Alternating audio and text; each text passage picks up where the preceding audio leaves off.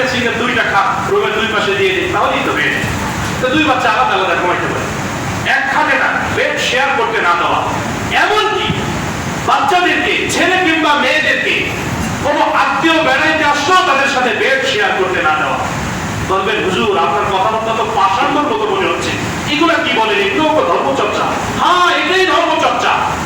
এগুলির দ্বারা কি পরিমাণে ক্ষতি হয় যদি আপনি একটু বর্তমান সময় নিয়ে আপনি পড়াশোনা করেন, তাহলে আপনি বুঝতে পারবেন। আমি গত 2 বছর আগে একটা বই আপনাদেরকে এনে দেখিয়েছিলাম, মুক্ত বাতাসের খোঁজে, লস্ট মডেস্টির লেখা একটা বই আমি দেখিয়েছিলাম। এই বইয়ের ভিতরে তিনি বর্তমান অবস্থা সম্পর্কে, যুবক যুবতীদের বর্তমান অবস্থা সম্পর্কে তিনি একবারে স্পষ্টভাবে তুলে ধরেছেন। আমার ভাইরা, 2 দিন 5 দিনের জন্য এক আত্মীয় আপনার বাড়িতে বেড়াইতে আসছে, সে তার বন্ধু বান্ধব থেকে এক বাজে অভ্যাস তার ভিতরে আছে, সেই বাজে অভ্যাস সে আপনার বাসায় এসেও আপনার বাচ্চার সাথে এক জায়গা থেকে আপনার বাচ্চাকে সেই বাজে অভ্যাস সে শিখাই দিয়ে গেছে। এই জন্য আমার ভাইয়ের, আমার বন্ধুরা, এই জন্য বাচ্চাদেরকে আলাদা বেড দিয়ে দাও। ছেলে ছেলে হলেও আলাদা বেড, মেয়ে মেয়ে হলেও আলাদা বেড, আবার এক ছেলে এক মেয়ে হলেও আলাদা বেড দিয়ে দাও। মনে থাকবে তো ইনশাআল্লাহ। আল্লাহ তাআলা আমাদেরকে যে কথাগুলি বললাম বোঝার, আমল করার তৌফিক দান করে। আমিন। আসসালামু আলাইকুম।